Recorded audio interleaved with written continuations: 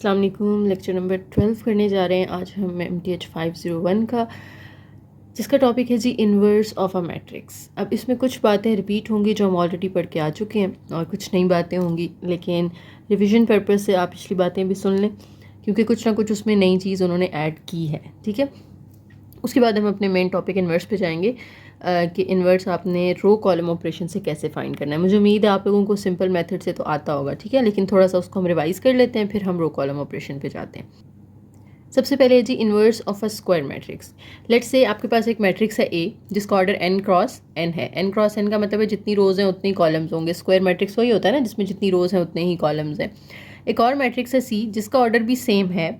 ये एक दूसरे के मल्टीप्लिकेटिव इन्वर्स कहलाते हैं अगर इनका जो प्रोडक्ट है ना वो आइडेंटिटी मैट्रिक्स के इक्वल आ जाए। यानी आप ए को सी से मल्टीप्लाई करें या सी को ए से मल्टीप्लाई करें, आपके पास आइडेंटिटी मैट्रिक्स अगर आ जाता है, आइडेंटिटी मैट्रिक्स का ऑर्डर भी सेम होना चाहिए जो कि इन दोनों का ऑर्डर था, तो आप कहेंगे कि जो ए और सी हैं ये एक दूसरे के मल्टीप्लिकेटिव इन्वर्स हैं, ये एक दूसरे के इन्वर्स मैट्रिसेस हैं। ठीक है, नेक्स्ट एक टर्म हमारे पास आ जाती है जी इन्वर्टिबल मैट्रिक्स। इन्वर्टिबल मैट्रिक्स के अंदर क्या है कि आपके पास ऐसा मैट्रिक्स जिसका इन्वर्स एग्जिस्ट करता हो उसे हम क्या कहते हैं, इन्वर्टिबल मैट्रिक्स कहते हैं। ठीक है, अब इन्वर्स एग्जिस्ट कब करता है, आपको याद होगा हमने एक फार्मूला पढ़ा था ए इन्वर्स का, 1/a determinant into adjoint of A. ठीक है, अब यहाँ पे अगर डिटर्मिनेंट हमारा ए का 0 के इक्वल आ जाए तो हम कहते हैं कि ये सिंगुलर मैट्रिक्स है। ठीक है, और अगर हमारा जो ए डिटर्मिनेंट है वो 0 नहीं आता तो हम उसको क्या बोलते थे, नॉन सिंगुलर बोलते थे।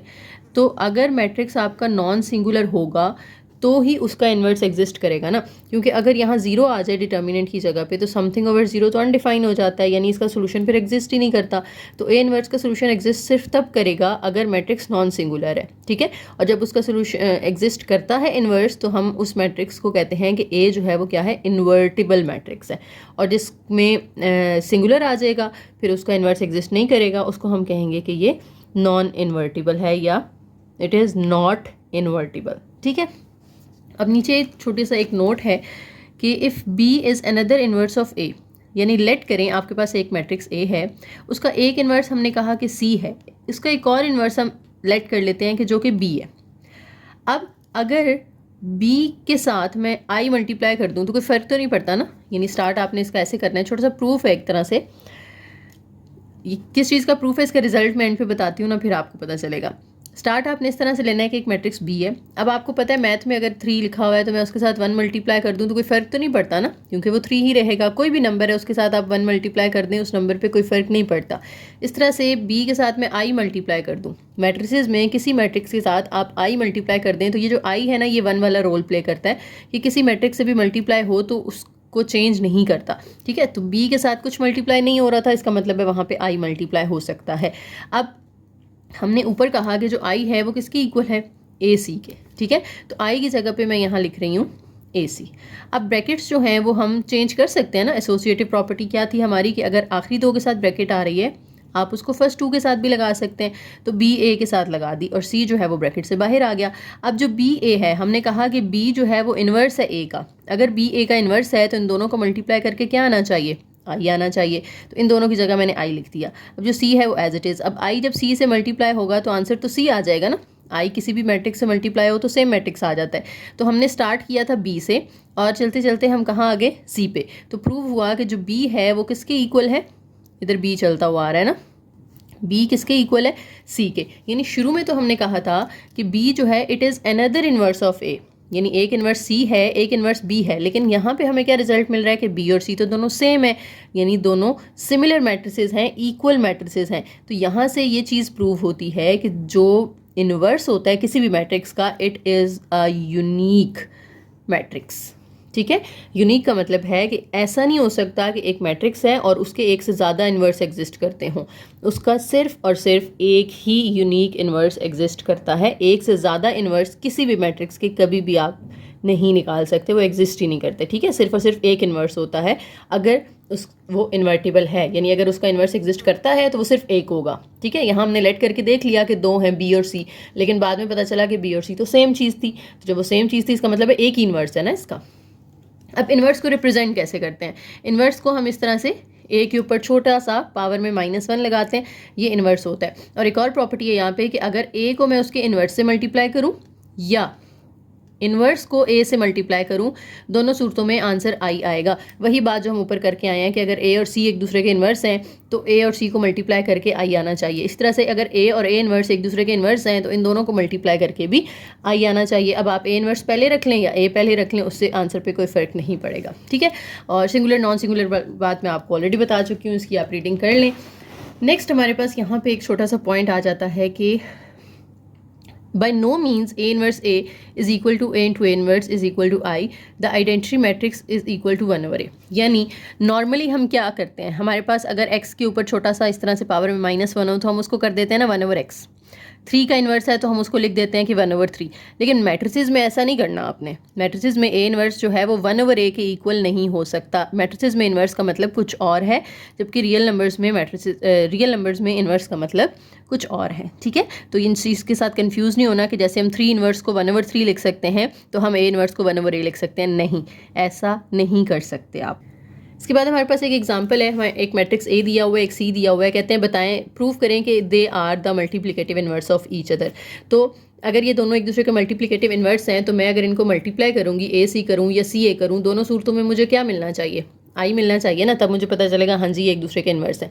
तो आपने ये दोनों चीज़ें चेक कर लेनी है। आपने ए सी पहले फाइंड कर लेना है, यानी ए रखें फिर सी रखें, दोनों को मल्टीप्लाई करें और आपको देखेंगे कि आई आ जाएगा। इसी तरीके से आप सी ए फाइंड करें, यानी सी पहले रखें ए बाद में रखें, इनको मल्टीप्लाई करके भी आपको आई ही मिलेगा।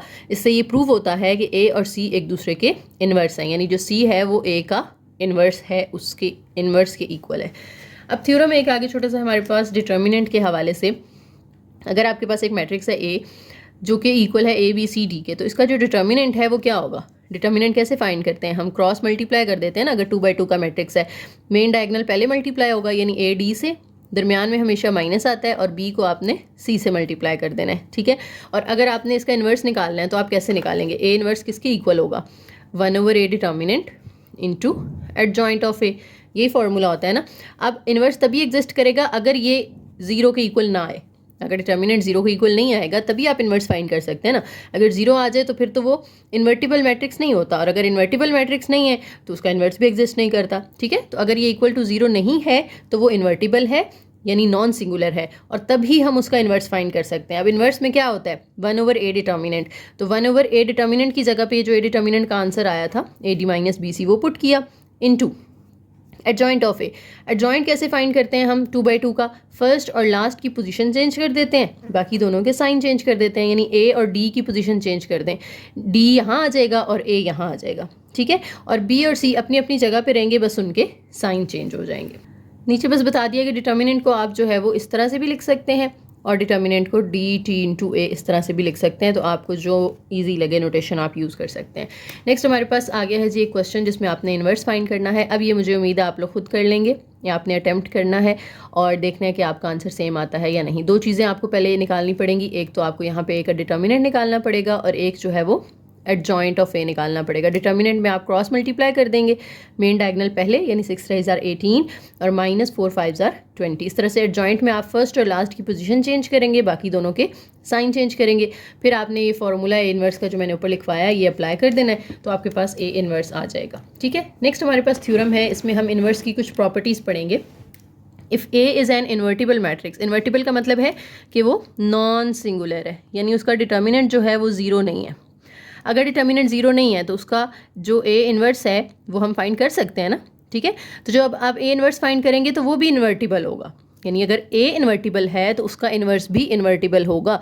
मतलब आसान लफ्ज़ों में अगर बताऊं कि अगर ए का डिटर्मिनेंट 0 नहीं आ रहा तो उसका जो इन्वर्स होगा उसका डिटर्मिनेंट अगर आप फाइंड करोगे ना तो वो भी 0 नहीं आएगा, ठीक है। तो अगर ए इन्वर्टिबल है तो ए इन्वर्स भी इन्वर्टिबल है। अगर ए इन्वर्स इन्वर्टिबल है तो हम इसका भी इन्वर्स फाइंड कर सकते हैं ना, जो इन्वर्टिबल मैट्रिक्स होता है हम उसका इन्वर्स फाइंड कर सकते हैं। तो ए इन्वर्स का जब हम इन्वर्स लेंगे ना तो वो दोबारा से ए के ही इक्वल आ जाएगा। आपको याद होगा हमने लास्ट लेक्चर में ट्रांसपोज के लिए ये प्रॉपर्टी पढ़ी थी, डबल ट्रांसपोज लें तो ए वापस आ जाता है। इसी तरह से अगर डबल इन्वर्स लिया जाए कि इन्वर्स लेके जो आंसर है उसका फिर इन्वर्स ले लो तो आपके पास ए ही वापस आ जाता है। फिर एक और इन्वर्स की यहाँ प्रॉपर्टी है कि अगर ए बी का होल इन्वर्स है तो ये इक्वल होगा बी इन्वर्स ए इनवर्स, वही सेम ट्रांसपोज वाला कॉन्सेप्ट। ट्रांसपोज में अगर होल ट्रांसपोज होता था तो हम रिवर्स ऑर्डर में लिखते थे ना कि बी का ट्रांसपोज पहले आएगा ए का बाद में। इनवर्स में भी सेम चीज़ है कि बी का इनवर्स पहले आएगा ए का बाद में। और इसको सॉल्व कैसे करते हैं, अगर लेफ्ट हैंड साइड सॉल्व करनी है तो ए बी की वैल्यूज़ पहले मल्टीप्लाई कर लेनी है, जो आंसर आएगा उसका इन्वर्स लेना है। अब देखो ए बी का इन्वर्स कैसे आएगा, ए बी का इन्वर्स किसके इक्वल होगा, 1/, ए बी का determinant into adjoint of A B, कि जिसका इन्वर्स लेना है उसी का डिटर्मिनेंट उसी का एडजॉइंट आना चाहिए, ठीक है। उसके बाद एक और यहाँ पे प्रॉपर्टी है कि अगर आप किसी मैट्रिक्स का इन्वर्स लें और फिर ट्रांसपोज लें या पहले ट्रांसपोज लेके फिर इन्वर्स ले लें, दोनों सूरतों में आपका आंसर सेम आता है।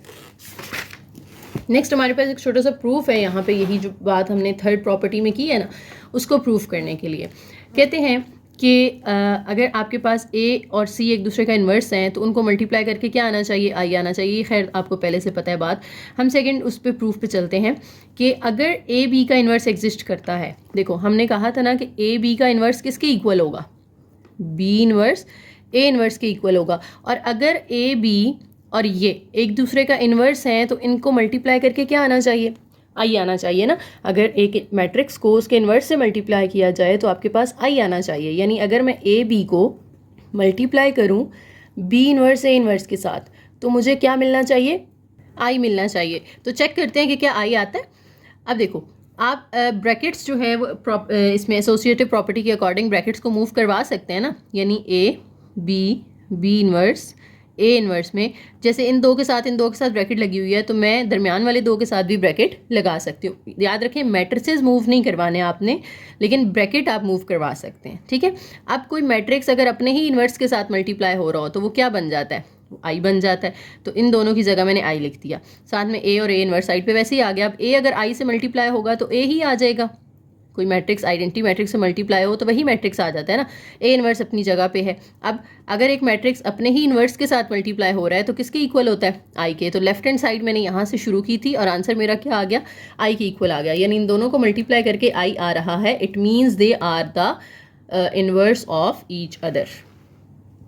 उसके बाद देखें जी जनरलाइजेशन से मुराद ये है कि जैसे हमने ट्रांसपोज में कहा था ना कि अगर 3 हैं, लेट्स से ए बी का होल इन्वर्स हमने कहा कि किसके इक्वल होता है, बी इन्वर्स ए इन्वर्स के। इस तरह से अगर ए बी सी होता तो हम कहते हैं कि सी इन्वर्स पहले आएगा, बी उसके बाद ए उसके बाद। अगर 4 मैट्रिसेस हैं तो पहले डी आ जाएगा, फिर सी, फिर बी, फिर ए, यानी एन तक अगर हैं, A1 से AN तक, तो जो एन वाला होगा उसका पहले आएगा इन्वर्स, उससे पीछे वाले का, फिर उससे पीछे वाले का, और एंड पे ये 3 2 1 इस तरह से रिवर्स ऑर्डर में आएंगे सारे, ठीक है। तो यही बात है कि आप जब किसी प्रोडक्ट का इन्वर्स लेते हो तो वो इक्वल होता है जो रिवर्स ऑर्डर में इन्वर्स है ना उनके प्रोडक्ट के, ठीक है। तो ये आपने स्टेटमेंट जो है वो MCQs के लिए याद रखनी है। नेक्स्ट आ जाती थी इन्वर्स ऑफ अ ट्रांसपोज, यानी अगर आप किसी मैट्रिक्स का इन्वर्स लेते हो और बाद में उसका ट्रांसपोज लिया जाए, ठीक है, या अगर आप पहले ट्रांसपोज ले लें और बाद में इन्वर्स लें, दोनों सूरतों में आंसर सेम आना चाहिए, ठीक है। इस चीज़ को अब हम चेक कर लेते हैं। लेट्स से आपके पास एक मैट्रिक्स ए है जो कि इन्वर्टिबल है, यानी नॉन सिंगुलर है, इसका डिटर्मिनेंट 0 नहीं आता, तो इसका ट्रांसपोज क्या होगा, जो ए बी रो है उसको कॉलम बना देंगे, जो सी डी रो है इसको भी कॉलम बना देंगे।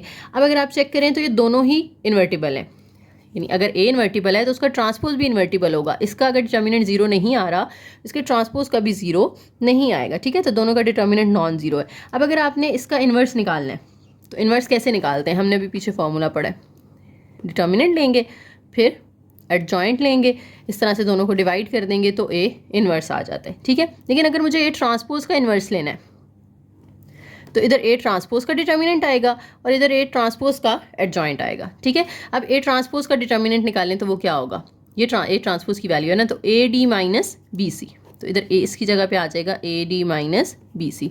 और एडजॉइंट क्या होगा, एडजॉइंट होगा जी ए और डी की पोजीशन चेंज कर देनी है आपने, बी और सी रहेंगे अपनी जगह पे, सी इधर है बी इधर है, लेकिन इनके साइन चेंज हो जाएंगे। अब ये जो A D minus B C है ये यहाँ डिवाइड हो रहा है, अंदर इसको हर एलिमेंट के साथ आपने क्या कर देना है, डिवाइड कर देना है। माइनस सी के साथ भी डिवाइड कर दें A D minus B C, इसी तरह से माइनस बी के साथ डिवाइड कर दें और एंड पे इसको ए के साथ आपने डिवाइड कर देना है, ठीक है। तो ये आपके पास क्या आ गया, ए ट्रांसपोज का इन्वर्स आ गया। और अगर आप पहले इन्वर्स फाइंड कर लेते, अगर आप ए का इन्वर्स निकालेंगे तो ए का इन्वर्स ये आएगा, ठीक है। जैसे मैंने ए ट्रांसपोज का निकाला है ना, ये सॉरी ये नज़र नहीं आ रहा था, अब देखें दोबारा रिपीट कर देती हूँ। मैंने ए ट्रांसपोज का जो डिटर्मिनेंट था वो लिखा, एडजॉइंट लिखा। अब इसको मैंने क्या किया, हर एलिमेंट के साथ बारी बारी डिवाइड कर दिया, तो ये मेरे पास ए ट्रांसपोज का इन्वर्स आ गया, ए ट्रांसपोज का इन्वर्स आ गया। अब अगर मैं सिर्फ ए का इन्वर्स निकालना चाहती हूँ तो वो भी सेम तरीका होगा कि पहले ए का डिटर्मिनेंट लेंगे, फिर उसका एडजॉइंट लेंगे, फिर इस तरह से जो डिटर्मिनेंट होगा बाहर उसको हर एलिमेंट के साथ बारी बारी डिवाइड कर देना है। तो वो ये चीज़ आ रही होगी मेरे पास, ठीक है। अब इस ए इन्वर्स का मैंने ले लेना है ट्रांसपोज। तो ए इन्वर्स का ट्रांसपोज किसके इक्वल होगा, फर्स्ट रो को मैं फर्स्ट कॉलम बना दूँ, सेकेंड रो को सेकेंड कॉलम बना दूँ, तो यहाँ जो मेरा आंसर आएगा ना वो इसके इक्वल होगा, ठीक है। तो ये बात हमारी प्रूव हो जाएगी कि पहले ट्रांसपोज लेके फिर इन्वर्स लिया जाए या पहले इन्वर्स लेके फिर ट्रांसपोज लिया जाए, दोनों सूरतों में आंसर सेम आता है। अब ये कुछ चीज़ें मैं आप लोगों के लिए छोड़ रही हूँ, आप लोगों ने खुद इसको अटैम्प्ट करना है, ठीक है। मल्टीप्लाई तो करना आता ही है ना सबको। नेक्स्ट है जी इन्वर्स ऑफ अ प्रोडक्ट, यानी जो बात हमने अभी पीछे पढ़ी है ना कि अगर ए बी का इन्वर्स है तो वो इक्वल होगा बी इन्वर्स ए इन्वर्स के, ये चीज़ आपने प्रूव करनी है। तो लेफ्ट हैंड साइड लेते हैं, पहले ए बी है और उसका इन्वर्स है, तो पहले हमने ए बी फाइंड कर लेना है। ए बी कैसे फाइंड करेंगे, फर्स्ट रो को फर्स्ट कॉलम से मल्टीप्लाई करें तो 3 + 4 ये आ जाएगा 7, फिर फर्स्ट रो को सेकंड से मल्टीप्लाई करें तो 2 + 4 6 आ जाएगा, फिर सेकंड रो को फर्स्ट कॉलम से मल्टीप्लाई करेंगे तो 3 + 6 9 हो जाएगा, और इसको इससे मल्टीप्लाई करेंगे तो 2 + 6 8 हो जाएगा। तो ये ए बी तो मैंने निकाल लिया। अब मुझे चाहिए ए बी का इन्वर्स, तो उसके लिए मुझे फॉर्मूला जो यूज़ करना है वो ये है कि 1/AB का डिटर्मिनेंट, यानी जिसका इन्वर्स निकालना होता है उसी का डिटर्मिनेंट आता है, उसी का एडजॉइंट आता है, ठीक है। अब देखिए यहाँ पे डिटर्मिनेंट कैसे आएगा, ये ए बी है ना, डिटर्मिनेंट के लिए मुझे क्रॉस मल्टीप्लाई करना है, 7 8 जार 56 और -9 6 जार 54, तो 56 - 54 करेंगे तो 2 आ जाएगा। इन्होंने यहाँ -2 किया हुआ, ये इनकी मिस्टेक है, यहाँ 2 आना चाहिए, ठीक है।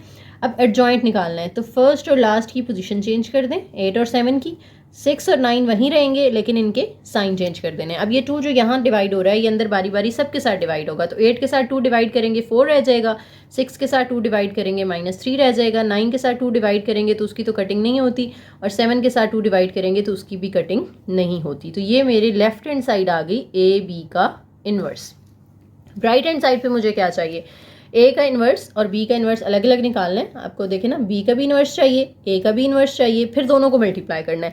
तो अब ये इन्वर्स आप लोग खुद निकालेंगे। ए का इन्वर्स कैसे निकलेगा, 1/A determinant adjoint of A, ये ए आपके पास मौजूद है, इसको क्रॉस मल्टीप्लाई करके यहाँ ए का डिटर्मिनेंट पुट कर दें जो कि 1 आएगा, और इसका एडजॉइंट भी निकाल लें, फर्स्ट और लास्ट की पोजीशन, बाकी दोनों के साइन। अब ये अंदर 1 बारी बारी सबके साथ डिवाइड हुआ तो ये चीज़ आ गई। अब बी इन्वर्स निकालना है, सेम इसी तरीके से ये बी दिया हुआ है आपको, इसका डिटर्मिनेंट और एडजॉइंट निकाल लें और बी इन्वर्स निकाल लें, फिर इनको मल्टीप्लाई कर दें। बी इन्वर्स को किससे मल्टीप्लाई करना है, ए इन्वर्स से, तो ये बी इन्वर्स की वैल्यू लिखी जो ऊपर आई थी हमारे पास, ए इन्वर्स की वैल्यू लिखी, दोनों को मल्टीप्लाई करते हैं, फर्स्ट रो को फर्स्ट कॉलम से, फर्स्ट रो को सेकंड कॉलम से, फिर सेकंड रो को फर्स्ट कॉलम से, सेकंड रो को सेकंड कॉलम से। तो जो आंसर आ रहा है वो यही आएगा जो मेरा लेफ्ट हैंड साइड का आया था। तो सो प्रूव हो गया कि हमारी left hand side is equal to right hand side. उसके बाद एक थ्योरम है, if A is invertible and n is a non negative integer, तो a power n is invertible, यानी अगर a इन्वर्टिबल है तो उसकी कोई भी पावर आ जाए फिर जो आंसर आता है वो भी इन्वर्टिबल ही होगा, यानी उसका डिटर्मिनेंट जो है वो 0 नहीं हो सकता। फॉर एग्जांपल मैं कहूँ कि अगर a इन्वर्टिबल है तो a² जो है वो भी इन्वर्टिबल होगा, a³ जो है वो भी इन्वर्टिबल, यानी पावर में n की जगह पे 2 आ जाए, 3 आ जाए, 4 आ जाए, कुछ भी आ जाए वो इन्वर्टिबल होगा, यानी उसका इन्वर्स फाइंड किया जा सकता है। अगर a इन्वर्टिबल है तो a का इन्वर्स फाइंड किया जा सकता है ना, तो इस तरह से a² का इन्वर्स भी फाइंड किया जा सकता है, a³ का इन्वर्स भी फाइंड किया जा सकता है। a की पावर आप इंक्रीज करते जाएं तो आप जहाँ n तक चले जाएं, ठीक है। तो जनरल फॉर्म उन्होंने यहाँ पे बता दिए। अब इसको यूँ भी तो लिखा जा सकता है ना, इनको मैं मल्टीप्लाई कर दूँ तो ये की पावर -2 बन जाएगी, इनको मल्टीप्लाई कर दें तो ये -3 बन जाएगी, ठीक है। तो अब यहाँ पे जो थ्योरम है वो ये है बेसिकली कि आप अगर a पावर n का इन्वर्स लें या a इन्वर्स लेके बाद में उसकी पावर n ले लें, दोनों सूरतों में आंसर सेम आता है। वही ट्रांसपोज वाली बात है, ट्रांसपोज पहले लो और इन्वर्स बाद में, या इन्वर्स पहले लो और ट्रांसपोज बाद में। यहाँ पे आप पावर पहले ले लें और इन्वर्स बाद में, या इन्वर्स पहले ले लें और पावर बाद में, आपका आंसर जो है वो इफेक्ट नहीं होता। ठीक है। दूसरी प्रॉपर्टी क्या है, बारी बारी इन दोनों की हम एग्जांपल्स भी करेंगे अभी, ठीक है। पहले इनको देख लेते हैं। दूसरी प्रॉपर्टी ये है कि अगर आप ए के साथ कोई कांस्टेंट के मल्टीप्लाई हो रहा है और आपने इसका होल इन्वर्स लेना है, तो आप ये कर सकते हैं कि आप के का इन्वर्स अलग कर लें, ए का इन्वर्स अलग कर लें। अच्छा, अब यहाँ पे आप कहेंगे कि ऑर्डर चेंज क्यों नहीं हुआ। ऊपर हमने कहा था कि ए बी का जब होल इन्वर्स है तो हम रिवर्स ऑर्डर में लेकर जाते हैं, बी पहले आएगा ए बाद में। तो यहाँ हम के पहले था उसको हमने पहले ही रखा है, उसको बाद में क्यों नहीं लेकर गए, क्योंकि के एक स्केलर नंबर है, ठीक है। 2 3 4 5 कोई भी होल नंबर हो सकता है, यहाँ पे नेगेटिव नंबर हो सकता है। तो स्केलर नंबर आप इससे पहले लिखो या इससे बाद में लिखो, उससे कोई फ़र्क नहीं पड़ता। लेकिन मैट्रिसेस में आपने रिवर्स लाजमी करना होता है अपना ऑर्डर। ठीक हो गया। एग्जाम्पल देखें, ए दिया हुआ है, आपको कहते हैं कि बताएं जी इसकी फर्स्ट प्रॉपर्टी प्रूव करें, ठीक है। यानी एक यहाँ पे पावर जो है ना ए की वो 3 दी हुई है आगे एग्जाम्पल में। तो कह रहे हैं ए क्यूब लेके इसकी फर्स्ट प्रॉपर्टी प्रूव करें कि आप पहले ए क्यूब लें बाद में उसका इन्वर्स निकालें, या पहले इन्वर्स लेके बाद में उसका क्यूब लें। आंसर सेम आना चाहिए। तो मैं ए का पहले इन्वर्स निकाल लेती हूँ, इन्वर्स आपको निकालना आता है, ठीक है। ये इन्वर्स ले लिया हमने। अब हमने ए इन्वर्स की पावर लेनी है 3। अब मैंने आई थिंक पिछले ही लेक्चर में ये चीज़ बताई थी मैट्रिक्स मल्टीप्लिकेशन के अंदर कि अगर किसी का स्क्वायर है या किसी का क्यूब है तो उसका मतलब ये है कि आपने उस मैट्रिक्स को उतनी दफ़ा मल्टीप्लाई कर देना है, ठीक है। यानी अगर ए इन्वर्स का क्यूब है तो यानी जो ए इन्वर्स का आंसर आया है उसको 3 दफ़ा मल्टीप्लाई कर देना है। तो 3 को मल्टीप्लाई कैसे करते हैं, ठीक है। तीनों को एक साथ नहीं कर देना होता, आपने इस तरह करना है। देखिए मैं एक करवा देती हूँ आपको। यहाँ पे ये मैंने ए इन्वर्स लिखा, फिर ए इन्वर्स लिखा और फिर से ए इन्वर्स लिखा, ठीक है। अब 3 मल्टीप्लाई कैसे होंगे, पहले ये दो आपस में होंगे, यानी फर्स्ट रो को फर्स्ट कॉलम से 3 3 ज़ार 9 प्लस 2 1 ज़ार 2, फिर इसको सेकंड कॉलम से करें 3 2 ज़ार 6 माइनस 2 1 ज़ार 2। और ये जो थर्ड वाला है ना, ये फिलहाल एज इट इज़ रहेगा, इसको कुछ नहीं करना आपने, ठीक है। पहले दोनों को हम सिर्फ यहाँ पे मल्टीप्लाई कर रहे हैं। अब सेकेंड रो की बारी आती है तो ये आ जाएगा -3 -1, फिर ये आ जाएगा जनाब, इसको इससे करेंगे तो ये 2 + 1। इनको अगर मैं मल्टीप्लाई प्लस करूँ तो ये 11 -8 -4 और 3, साथ में 3 -1 -2 और 1। अब ये दो मैट्रिसेस आ गए हैं, अब इनको फिर मल्टीप्लाई करना है, ठीक है। तो फर्स्ट रो को फर्स्ट कॉलम से, फर्स्ट रो को सेकंड से, फिर सेकंड रो को बारी बारी दोनों से, तो जो आंसर आएगा वो ये आ जाएगा। ठीक हो गया। अब ए इन्वर्स का क्यूब करके मैंने लेफ्ट हैंड साइड तो निकाल ली है। अब मुझे एक क्यूब का इन्वर्स निकालना है, यानी यहाँ पहले इन्वर्स लिया था बाद में क्यूब लिया था ना, अब पहले क्यूब ले लें फिर इन्वर्स निकालें। अब ए क्यूब कैसे आएगा, ए को 3 दफ़ा मल्टीप्लाई कर देना है, जो ए की वैल्यू दी हुई थी वो लिखें, पहले दो को आपस में मल्टीप्लाई कर लें, जो आंसर आए उसको फिर तीसरे के साथ सेम इसी तरीके से मल्टीप्लाई करके मेरे पास ये आंसर आ गया। अब इसका मुझे निकालना है इन्वर्स, तो इसका इन्वर्स निकालने के लिए इसका डिटर्मिनेंट लेना होगा, 11 × 41 करके माइनस कर देना है 30 × 15, ये डिटर्मिनेंट आ जाएगा। और फिर इसका एडजॉइंट फर्स्ट और लास्ट की पोजीशन चेंज कर देनी है, बाकी दोनों के साइन। अब यहाँ जो डिटर्मिनेंट का आंसर आएगा वो अंदर आपने बारी बारी सबके साथ क्या कर देना है, डिवाइड कर देना है, ठीक है। वो 1 आएगा, तो 1 जब आप सबके साथ डिवाइड करोगे तो आंसर पे कोई फ़र्क तो नहीं पड़ेगा, तो यही सेम चीज़ आपके पास आ जाएगी। तो देखें ये मेरी आ गई है राइट हैंड साइड, ये थी लेफ्ट हैंड साइड। क्या कोई फ़र्क आ रहा है दोनों में? नहीं आ रहा, दोनों सेम चीज़ है, सेम आंसर आ रहा है। तो ये हमारी फर्स्ट प्रॉपर्टी प्रूव हो गई है। सेकंड प्रॉपर्टी है जी, कहते हैं के की वैल्यू 3 लें और सेकंड प्रॉपर्टी प्रूव करें। अब सेकंड प्रॉपर्टी क्या थी कि के ए का होल इन्वर्स इक्वल होता है के इन्वर्स ए इन्वर्स के। तो लेफ्ट हैंड साइड पे 3a रखना है और उसका इन्वर्स निकालना है। अब 3a का मतलब ये है कि a की हर वैल्यू के साथ 3 मल्टीप्लाई कर दो, यानी इधर भी इधर भी इधर भी इधर भी। तो ये मेरे पास आ जाएगा 3 3 2 ज़ार 6 3 3 ज़ार 9 3 1 ज़ार 3। इसका मुझे इन्वर्स निकालना है। इसका इन्वर्स निकालने के लिए 3a का होल इन्वर्स निकालने के लिए मुझे 3a का जो डिटर्मिनेंट है वो लेना पड़ेगा और एडजॉइंट लेना पड़ेगा किसका, 3a का। तो अब इसका डिटर्मिनेंट क्या आएगा, 3 3 ज़ार 9 9 6 ज़ार 54, 9 माइनस 54 करेंगे तो इसका डिटर्मिनेंट यहाँ आ जाएगा हमारे पास -45, ठीक है। साथ में एडजॉइंट में 3 और 3 की पोजीशन चेंज करनी है, 6 और 9 की जगह सेम रहेगी लेकिन साइन चेंज हो जाएगा। अब ये 45 अंदर हर एलिमेंट के साथ बारी बारी डिवाइड कर दें तो कटिंग करने के बाद मेरे पास ये चीज़ आ जाएगी, ठीक है। लेफ्ट हैंड साइड आ गई। अब मुझे निकालनी है right hand side. Right hand side क्या है कि के का इन्वर्स अलग, ए का इन्वर्स अलग, यानी जो 3 है उसका इन्वर्स अलग, ए का इन्वर्स अलग। 3 के इन्वर्स का मतलब क्या है, 1/3, ठीक है। और ए इन्वर्स हम निकाल लेंगे यहाँ पे, a 1/a determinant into adjoint of A.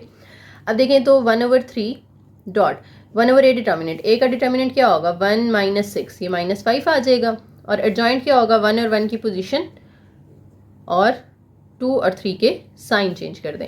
अब ये हो जाएगा -15 मल्टीप्लाई करके आपस में। अब -15 यहाँ डिवाइड हो रहा है तो उसको हर एलिमेंट के साथ आपने बारी बारी नेक्स्ट स्टेप में डिवाइड कर देना है। तो आंसर ये आएगा जो कि लेफ्ट हैंड साइड और राइट हैंड साइड का आंसर सेम आ रहा है।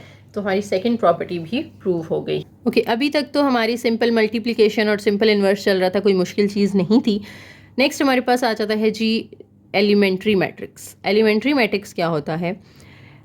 आइडेंटिटी मैट्रिक्स के ऊपर जब आप कोई रो ऑपरेशन अप्लाई करते हैं ना, तो वो जो नया मैट्रिक्स बनेगा उसे हम एलिमेंट्री मैट्रिक्स कहते हैं।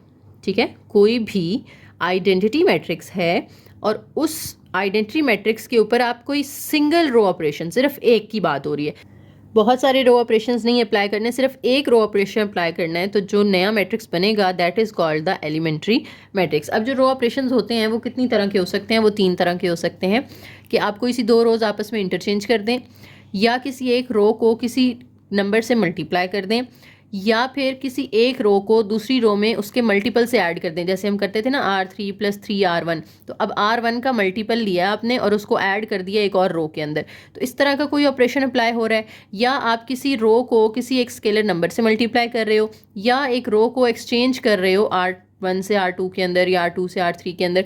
तो ये 3 तरह के ऑपरेशन अगर आप तीनों में से कोई एक किसी पे भी अप्लाई करते हैं आइडेंटिटी मैट्रिक्स पे, ठीक है। आइडेंटिटी मैट्रिक्स कौन सा है? जिसके डायगोनल एलिमेंट्स 1 होते हैं, बाकी 0 होते हैं। अब वो 2/2 हो सकता है, 3/3 का हो सकता है, 4/4 का हो सकता है। तो आपके पास जो नया मैट्रिक्स बनेगा that is called elementary matrix. अच्छा, यहाँ से एक बात पता चलती है आपको कि जो एलिमेंट्री मैट्रिक्स है it is a square matrix. ये MCQ आ सकता है ना कि ये कौन सा मैट्रिक्स होता है? ये हमेशा स्क्वायर, ये रेक्टेंगुलर नहीं हो सकता। क्यों नहीं हो सकता? क्योंकि ये आइडेंटिटी मैट्रिक्स से बन रहा है और आइडेंटिटी जो है वो तो एक स्क्वायर मैट्रिक्स होता है। तो इस वजह से हम कहेंगे जो एलिमेंट्री मैट्रिसेस हैं वो भी सारे क्या होते हैं? स्क्वायर मैट्रिसेस होते हैं। नीचे एग्जांपल्स दे दिए उन्होंने, देखो ये आइडेंटिटी मैट्रिक्स था लेकिन सेकेंड रो को उन्होंने -3 से मल्टीप्लाई किया हुआ है, तो यहाँ जो 1 होता था वो -3 बन गया। यहाँ पे वो 4th रो को सेकंड की जगह पे ले गए हैं, सेकंड को 4th की जगह पे ले गए हैं। तो इंटरचेंजिंग भी हो गई हमारी एग्जांपल, मल्टीप्लाई वाली भी हो गई, और इस तरह से भी हो सकता है। जैसे इसमें देखो उन्होंने क्या किया है कि R3 को मल्टीप्लाई किया 3 के साथ और ऐड कर दिया R1 के अंदर, ठीक है। तो R1 + 3R3 वाला ऑपरेशन यहाँ पे अप्लाई हुआ है। तो कोई भी एक सिंगल ऑपरेशन अप्लाई कर दो तो आपके पास जो नई चीज़ आती है वो क्या कहलाती है? एलिमेंट्री मैट्रिक्स कहलाती है। अच्छा, आपके पास आइडेंटिटी मैट्रिक्स है I, आप उसके ऊपर कोई रो ऑपरेशन अप्लाई करते हो तो वो बन जाता है एलिमेंट्री मैट्रिक्स। उस एलिमेंट्री मैट्रिक्स को मैं नाम दे रही हूँ E का, ठीक है। अब उस E को आप किसी गिवन मैट्रिक्स A से मल्टीप्लाई करें तो जो आपके पास आंसर आएगा ना इसका, उस पे भी सेम ऑपरेशन अप्लाई हुआ होगा जो आपने इधर अप्लाई किया होगा। फॉर एग्जांपल मैंने I में किसी एक रो को मल्टीप्लाई किया है 2 के साथ। लेट्स से मैंने सेकंड रो को 2 से मल्टीप्लाई किया है। अब मेरे पास एक मैट्रिक्स A भी दिया हुआ था साइड में, आपने जो E आया ना, यानी I की किसी रो को, सेकंड रो को मैंने 2 से मल्टीप्लाई किया, तो मेरे पास जो मैट्रिक्स आ गया उसको मैंने E का नाम दे दिया। अब उस E मैट्रिक्स को मैं इस A मैट्रिक्स के साथ मल्टीप्लाई करूँगी, जो मेरा आंसर आएगा EA का, उसमें भी A की सेकंड रो 2 से मल्टीप्लाई करके दी हुई होगी। बात समझ आ रही है? इसकी एग्जांपल करते हैं, फिर मैं ये बात रिपीट करती हूँ, फिर आपको एग्जांपल से इसकी मज़ीद समझ आएगी अच्छे से। अच्छा देखिए, एक मैट्रिक्स A दिया हुआ है मुझे और कहते हैं कि यही बात आपने प्रूव करनी है ऊपर थ्योरम वाली जो है, ठीक है। अच्छा, अभी मैंने क्या बात की थी कि आइडेंटिटी मैट्रिक्स को आपने कन्वर्ट करना है एलिमेंट्री के अंदर। अच्छा, करना क्या है? यहाँ पे जो ऑपरेशन हमने अप्लाई करना है वो क्या कह रहे हैं? Find an elementary matrix E such that EA is the matrix that results by adding 4 times the first row, यानी फर्स्ट रो का 4 टाइम्स लेना है आपने और फिर ऐड कर देना उसको आपने थर्ड रो के अंदर, R3 के अंदर। यानी बेसिकली ये वाला ऑपरेशन हमने अप्लाई करना है। हमें अप्लाई तो करना आता है, हमने पीछे एचलॉन फॉर्म्स के अंदर, रिड्यूस्ड एचलॉन के अंदर कितनी ज़्यादा प्रैक्टिस की है इस चीज़ की। तो ये वाला ऑपरेशन आपने अप्लाई करना है किसके ऊपर? आइडेंटिटी मैट्रिक्स के ऊपर। अच्छा, अब आइडेंटिटी मैट्रिक्स आपने किस ऑर्डर का लेना है? हमें ऊपर उन्होंने नहीं बताया कि वो 2/2 होगा, 3/3 होगा। हमने असल में बाद में क्या करना है, जो E आएगा I पे ऑपरेशन अप्लाई करके जो E आएगा उसको किससे मल्टीप्लाई करना है? A से ना। तो E का ऑर्डर लिखें, लेट्स से वो M × N है, हमें नहीं पता ना B का ऑर्डर क्या होगा। A का ऑर्डर लिखें साथ में, A का ऑर्डर तो हमें पता चल जाएगा। यहाँ से 3 रोज़ हैं, 4 कॉलम्स हैं, 3/4। तो मल्टीप्लाई ये तब हो सकते हैं अगर दरमियान वाली चीज़ सेम हो, यानी अगर इधर 3 आ रहा है तो इधर भी क्या आना चाहिए, 3 आना चाहिए ना। और अगर इधर 3 आ रहा है तो इधर भी 3 होगा, क्योंकि ये ई क्या है, ये स्क्वायर मैट्रिक्स है। हमने अभी पीछे पढ़ा है elementary matrix is always a square matrix. अगर उसमें कॉलम 3 है तो उसमें रोज भी 3 होनी चाहिए। तो मुझे यहाँ से ऑर्डर पता चलेगा आई का कि क्या रखना है, मुझे 3/3 रखना है। ठीक है, ये बात दोबारा अगर सुन लें, अगर आपको समझ नहीं आई तो ये अंडरस्टैंड करना ज़रूरी है। अच्छा, ये 3/3 का मैंने मैट्रिक्स तो बना लिया। अब उस पर मुझे ये ऑपरेशन अप्लाई करना है, R3 + 4R1। इसको आप रफ में कर सकते हैं या इधर ही हम कर लेते हैं साथ ही, R3 + 4R1। R3 की वैल्यूज़ लिखेंगे 0 0 1 0 0 1, प्लस लगा के 4 तो सबके साथ आ जाएगा। फिर R1 की वैल्यूज़ लिखें 1 0 0। अब जो आंसर्स आएंगे वो हमने कहाँ लिखने हैं, R3 के अंदर लिखने हैं। मैंने बताया है ना आपको पहले कि जिसमें हम ऐड कर रहे होते हैं उसमें चेंजिंग आती है। तो R1 में कोई चेंज नहीं आएगा, R2 में भी कोई चेंज नहीं आएगा, लेकिन R3 में ये आंसर्स आ जाएंगे। 0 + 4 करेंगे तो यहाँ पे आ जाएगा 4, 0 + 0 आएगा तो वो 0, 1 + 0 आएगा तो वो 1। तो ये मेरे पास अब जो आई पे एक ऑपरेशन अप्लाई करने के बाद चीज़ आ गई है, इसको मैंने एलिमेंट्री मैट्रिक्स ई का नाम दे दिया है। अब मुझे फाइंड करना है ई ए। जब ई आ गया मेरे पास तो ई ए फाइंड करना है, यानी 1 0 0 0 1 0 4 0 1 को मल्टीप्लाई करना है ए के साथ। ए क्या है, ये मैट्रिक्स है 1 0 2 3, 2 -1 3 6 और 1 4 4 0। तो मुझे उम्मीद है आप लोग मल्टीप्लाई कर लेंगे। फर्स्ट रो को फर्स्ट कॉलम से करें, फर्स्ट रो को सेकंड से, फर्स्ट को थर्ड से और फर्स्ट को फोर्थ से। फिर इसी तरह से सेकंड रो को बारी बारी सबके साथ और फिर थर्ड को भी सबके साथ। तो जो आंसर आएगा ना इन दोनों को मल्टीप्लाई करके वो ये आएगा। ठीक है, अब ये इसका आंसर आ गया है। अब देखें हमने जो ऑपरेशन आई पे अप्लाई किया था वही ऑपरेशन ए पे अप्लाई करके देखो, सेम आंसर आएगा जो ई ए का आंसर आया है। ठीक है, यानी यही ऑपरेशन R3 + 4R1 किस पे अप्लाई कर दो, ए पे। ये इधर करके देख लेते हैं, यहीं रफ में मैं कर लेती हूँ। R3 + 4R1, तो R3 की वैल्यूज आएंगी 1 4 4 0, 1 4 4 0 प्लस 4 सबके साथ आ जाएगा। और इधर R1 की वैल्यूज आएंगी जो कि 1 0 2 3 है। तो 4 1 4 + 1 करेंगे तो यहाँ आ जाएगा 5। 4 0 0 + 4 करेंगे तो 4 आ जाएगा। 4 2 8 + 4 करेंगे तो 12 आ जाएगा। 4 3 12 + 0 करेंगे तो 12 आ जाएगा। R3 में चेंजिंग आनी है, R2 में और R1 में कोई चेंज नहीं आना। तो देखें ए पे ये ऑपरेशन अप्लाई करके जो आंसर आया है वो सेम आया ना जो ई ए का आंसर आया था। फर्स्ट रो भी सेम है, सेकंड भी सेम है, थर्ड भी सेम है। तो इससे ये थ्योरम प्रूव होता है कि आप आई के ऊपर जो रो ऑपरेशन अप्लाई करके ई बनाते हैं, फिर जब आप ई ए का प्रोडक्ट लेते हैं तो जो आंसर आता है वो उसके इक्वल होता है अगर हम वही ऑपरेशन ए के ऊपर अप्लाई कर दें। ठीक है, उम्मीद है अब ये बात समझ आ गई होगी आपको। ओके, नेक्स्ट हमारे पास है जी, अगर आप आई पे कोई रो ऑपरेशन अप्लाई करके उसको ई बना रहे हो, यानी एलिमेंट्री मैट्रिक्स बना रहे हो, तो एलिमेंट्री मैट्रिक्स को वापस आई भी बनाया जा सकता है अगर जो ऑपरेशन आपने अप्लाई किया है उसका रिवर्स ऑपरेशन अप्लाई कर दिया जाए तो। फॉर एग्जांपल आपने 2R2 किया था तो आई ई बन गया था। अब आप 1/2R2 करोगे तो आपके पास ई वापस आई बन, यानी 2 से मल्टीप्लाई किया था ना, अगर आप दोबारा 2 से डिवाइड कर दोगे तो सेम चीज़ वापस आ जाएगी। ठीक है, इसी तरह से अगर आपने R1 को एक्सचेंज किया था R2 के साथ तो आप दोबारा से R1 और R2 को फिर एक्सचेंज कर दो तो जो R1 R2 की जगह गया था अब वो वापस R1 अपनी जगह पे चला जाएगा और R2 अपनी जगह पे चला जाएगा। यानी हर एलिमेंट्री मैट्रिक्स को वापस से आइडेंटिटी मैट्रिक्स बनाया जा सकता है अगर आप पहले वाले ऑपरेशन का रिवर्स ऑपरेशन अप्लाई कर दें। ठीक है, कि पहले कुछ मल्टीप्लाई किया था अब डिवाइड कर दो, कुछ डिवाइड किया था तो मल्टीप्लाई कर दो। ठीक है, जो दो रो एक्सचेंज की थी उनको दोबारा एक्सचेंज कर दो। इसी तरह से आपने जैसे ऊपर अभी एक ऑपरेशन अप्लाई किया था ना इस तरह का मल्टीपल वाला, कि एक रो का मल्टीपल दूसरी में ऐड किया था, अब उसी रो का मल्टीपल आप उसमें से माइनस कर दो तो भी आपके पास सेम चीज़ वापस आ जाएगी।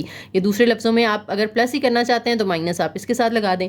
यानी अगर आपने 4 से मल्टीप्लाई किया था अब आप उसको -4 से मल्टीप्लाई कर दो। जनरल अगर हम बात करें तो सी, ये टेबल ही देख लें कि अगर आपने किसी रो को सी से मल्टीप्लाई किया हुआ है तो रिवर्स जाने के लिए आप उसको 1/c से मल्टीप्लाई करेंगे। जैसे मैंने 2 को 1/2 कर दिया।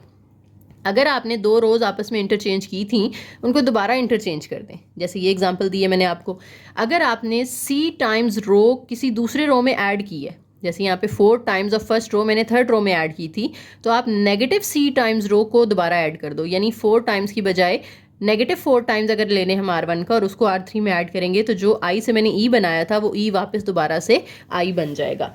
ये एग्जाम्पल्स हैं, ये आप लोगों ने ट्राई कर लेनी है। इसमें वो रिकवर कर रहे हैं आइडेंटिटी मैट्रिक्स। रिकवर करने का मतलब है रिवर्स प्रोसेस अप्लाई करके वापस से वही चीज़ ला रहे हैं कि आई था, इसकी सेकंड रो को 7 से मल्टीप्लाई करके ये चीज़ बनी थी, तो आप उस सेकंड रो को 7 से डिवाइड कर दोगे तो वापस से आई आ जाएगा। इस तरह से यहाँ पे उन्होंने फर्स्ट और सेकंड रो को एक्सचेंज करके ये चीज़ बनाई थी कि जो 1 0 है वो नीचे आ गया, 0 1 ऊपर चला गया। अब दोबारा से फिर इनको एक्सचेंज कर दो तो 0 1 दोबारा नीचे आ जाएगा और 1 0 ऊपर चला जाएगा। इसी तरीके से यहाँ जो ऑपरेशन अप्लाई हुआ है वो ये है कि सेकेंड रो को उन्होंने 5 से मल्टीप्लाई किया है, ठीक है, और फिर फर्स्ट रो में ऐड कर दिया, ये चीज़ की, तो ये मैट्रिक्स आ गया आपके पास। अब अगर इसको दोबारा आइडेंटिटी बनाना है तो मुझे R1 में फिर प्लस करना पड़ेगा -5 इंटू R2, ठीक है, यानी पहले 5 टाइम्स किया था, अब -5 टाइम्स ऐड कर दें सेकेंड रो का, किसके अंदर, फर्स्ट रो के अंदर। तो इस तरह से आप उसका रिवर्स कर सकते हैं। नेक्स्ट थ्योरम है जी मेरे पास, an elementary matrix is invertible and inverse is also an elementary matrix. अगर एक एलिमेंट्री मैट्रिक्स है वो इन्वर्टिबल है, इन्वर्टिबल का मतलब है यानी उसका इन्वर्स फाइंड किया जा सकता है, तो अगर उसका इन्वर्स फाइंड किया जा सकता है तो इन्वर्स फाइंड करके जो आंसर आएगा वो भी एलिमेंट्री मैट्रिक्स होगा, ठीक है, यानी एलिमेंट्री मैट्रिक्स एलिमेंट्री रहेगा अगर आप उसका इन्वर्स भी ले लेते हैं तो। नीचे एग्जांपल है मेरे पास, E1 है, E2 है, E3 है और A है। आपने क्या करना है, compute E1A, E2A, E3A। E1A निकालें यानी E1 को A से मल्टीप्लाई कर दें, तो आप मल्टीप्लाई तो कर लेंगे इजीली, ठीक है। इसी तरह से E2 को A से मल्टीप्लाई करना है, फिर E3 को A से मल्टीप्लाई करना है, तो ये तीनों चीज़ें तो आ जाएंगी। फिर क्या करना है हमने, and describe how these products can be obtained by elementary row operations on A, यानी मैं A के ऊपर कौन से रो ऑपरेशंस अप्लाई करूं तो जो E A है वो आ जाएगा आपके पास, ठीक है। तो E A का आंसर निकाल के रख लिया है हमने, E2A का भी निकाल के रख लिया है, E3A का भी निकाल के रख लिया है। अब A आपके सामने है, E1A भी आपके सामने है, तो देखें A में फर्स्ट रो जो थी, यहाँ पे भी फर्स्ट रो वही है ABC, इसकी सेकंड रो थी DEF, इसकी सेकंड रो भी DEF है, लेकिन थर्ड रो चेंज हो गई है। अब आपने ये बताना है कि कौन सा ऑपरेशन अप्लाई हुआ है यहाँ पर। देखो जो GHI था वो उधर ही है, यानी R3 उधर है, लेकिन उसमें कुछ माइनस हुआ है, ये देखो ना माइनस हो रहा है। क्या माइनस हो रहा है, 4A 4B 4C। अब ये ABC कहाँ पड़ा हुआ था, फर्स्ट रो के अंदर, तो यानी फर्स्ट रो को 4 से मल्टीप्लाई करके यहाँ से माइनस कर दिया उन्होंने, तो ये ऑपरेशन बेसिकली अप्लाई हुआ है। ये अगर आप माइनस की जगह इधर प्लस लगाते हो तो माइनस अंदर 4 के साथ चला जाएगा, यानी -4 टाइम्स ऑफ R1 लेकर उसको ऐड कर दिया R3 के अंदर, तो ये चीज़ बन गई है। इसमें देखें जी A1 और E2A1, इसमें क्या चेंज आया है, ऊपर ABC था, इसमें ऊपर DEF आ गया, यानी जो इसकी सेकंड रो थी DEF वो इधर फर्स्ट पोजीशन पे आ रही है, जो फर्स्ट पे थी ABC वो सेकंड पे आ रही है, और जो GHI थर्ड पे था वो थर्ड पे ही है। तो यहाँ पे रो ऑपरेशन कौन सा अप्लाई हुआ है, R1 को उन्होंने इंटरचेंज कर दिया है R2 के साथ, ठीक है। फिर जो E3A का आंसर निकाला था हमने वो ये आया है। अब A को और इसको देखकर आपने बताना है कि क्या चेंजिंग है इसके अंदर। बहुत सिंपल सा, देखें ABC पहली रो सेम है दोनों की, दूसरी भी सेम है, थर्ड में चेंज आया है। क्या चेंज आया थर्ड में, थर्ड को उन्होंने बस 5 से मल्टीप्लाई कर दिया। ये GHI था, ये 5G 5H 5I है। तो बस ये ऑपरेशंस आपने बता देने थे कि कौन कौन से अप्लाई हुए हैं। नेक्स्ट यहाँ पे ऊपर एग्जांपल नंबर 8 की ही बात हो रही है, तो वो खैर छोड़ दें, इतनी इंपॉर्टेंट नहीं है। नेक्स्ट हमारे पास एग्जांपल आ जाती है फाइंड इनवर्स ऑफ E1। अब 2/2 का इन्वर्स आपने फाइंड करना सीखा है, 3/3 का इन्वर्स हमने लेक्चर नंबर 2 के अंदर सीखा था, एडजॉइंट और डिटर्मिनेंट लेके आप उस तरीके से भी निकाल सकते हो, ठीक है। अभी आगे हम एक और मेथड पढ़ने वाले हैं, रो कॉलम ऑपरेशन से कैसे आप इन्वर्स निकालते हैं, आप उस तरीके से भी निकाल सकते हो, ठीक है। तो यहाँ पे आपने बस इसका इन्वर्स निकाल के दिखाना है, और यहाँ पे देखें कि कौन सा ऑपरेशन अप्लाई हुआ है। आप देखें ये थर्ड रो में, इसको आपने नीचे अगर इसको कन्वर्ट करना है ई को वापस आई में, तो आपको इसको 0 बनाना है ना, तो कौन सा ऑपरेशन अप्लाई करना पड़ेगा, आपको चेंज लाना है R3 के अंदर, ठीक है। और 1 कहाँ पर है, R1 के अंदर है, तो R1 को किससे मल्टीप्लाई करना पड़ेगा, 4 से, ताकि ये 4 ख़त्म हो जाए, ठीक है। तो ये ऑपरेशन आप अप्लाई करेंगे, यानी 4 टाइम्स ऑफ रो 1 लेना है और उसको ऐड कर देना आपने रो 3 के अंदर, तो आपका जो ई है वो आई के अंदर कन्वर्ट हो जाएगा वापस, ठीक है। फिर उसका इन्वर्स लेना आसान है, आप वो कर सकते हैं इजीली।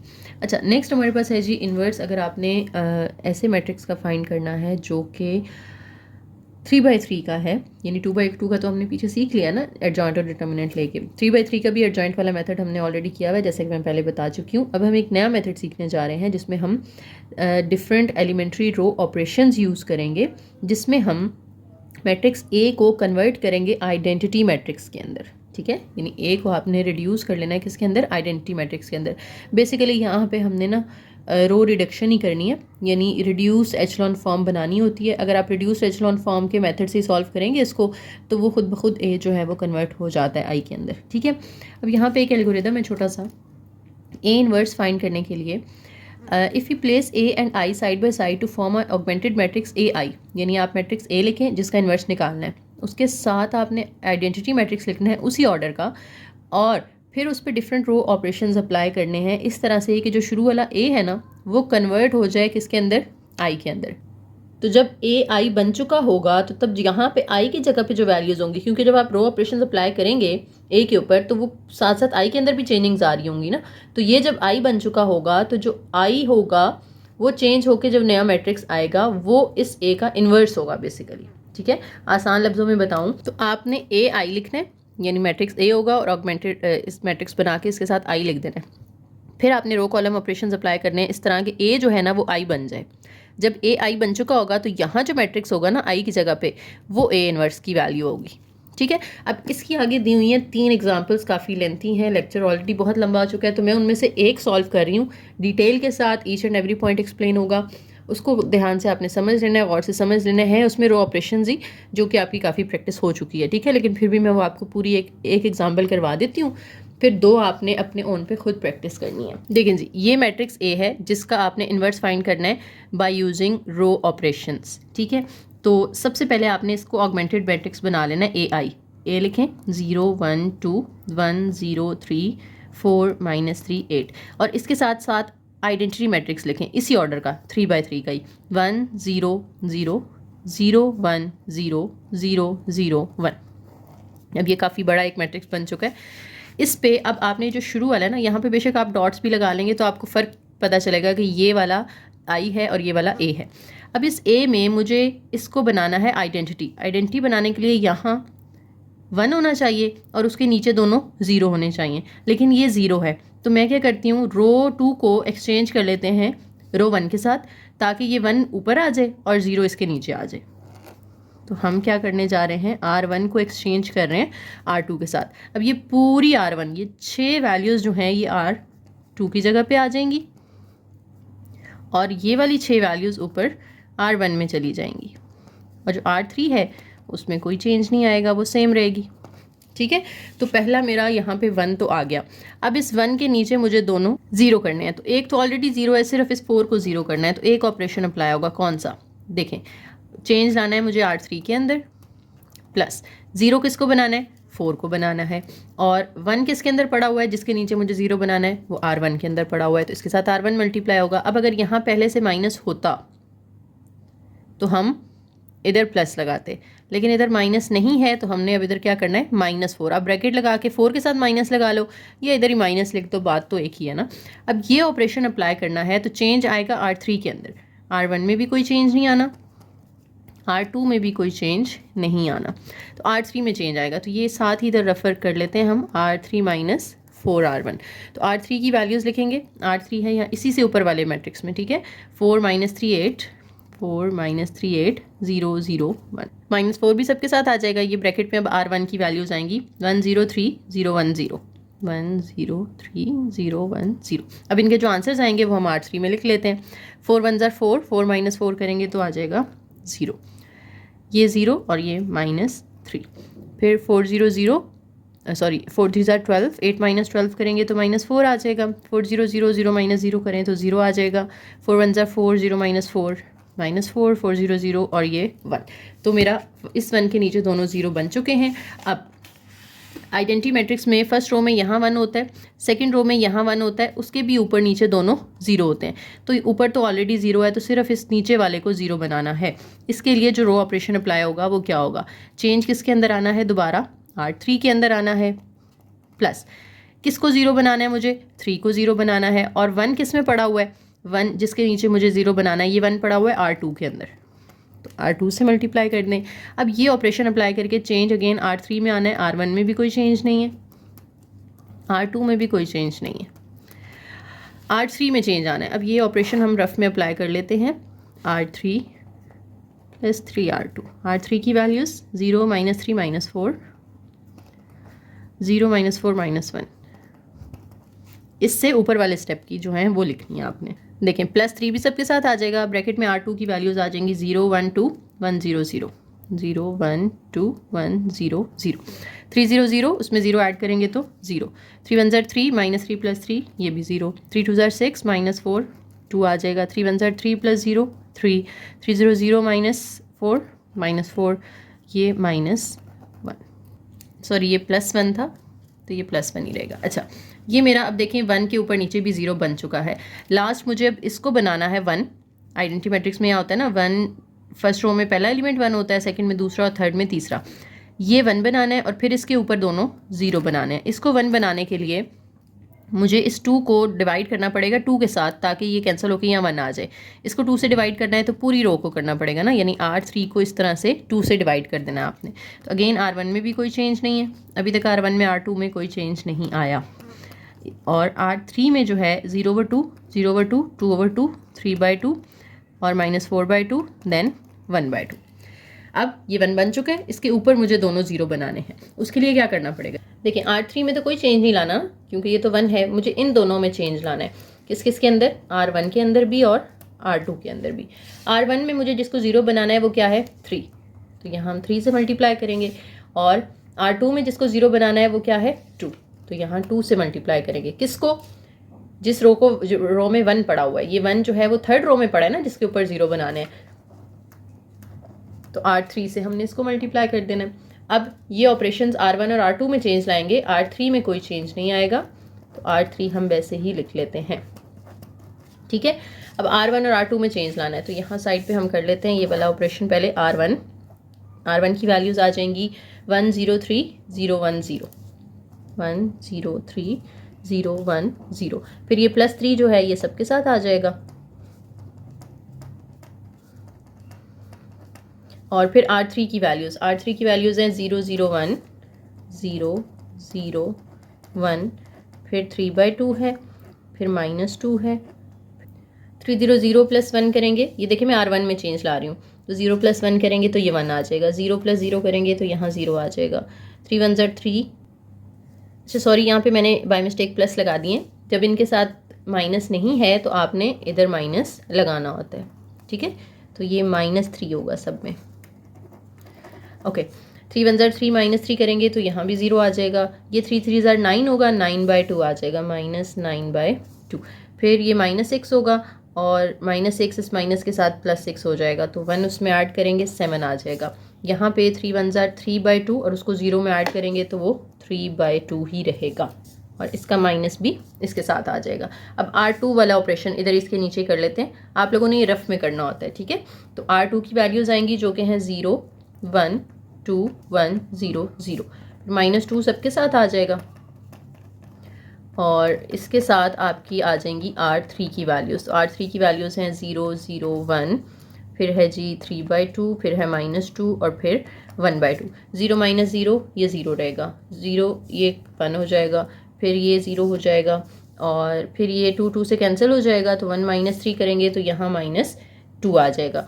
फिर इधर 2 2 -4 और ये माइनस, तो ये +4 हो जाएगा। इधर भी 2 2 से कैंसिल हो जाएगा, तो ये आ जाएगा जनाब 0 -1, तो -1 आ जाएगा। ठीक है, अब आप देखें तो शुरू में मेरे पास ये जो पहली 3 कॉलम्स हैं इसमें 1 0 0 0 1 0 0 0 1 ये आइडेंटिटी मैट्रिक्स बन चुका है। जब ये आइडेंटिटी मैट्रिक्स बन चुका है तो ये जो है ये A इन्वर्स बन चुका है। सो A इन्वर्स जो है वो किसके इक्वल आ गया?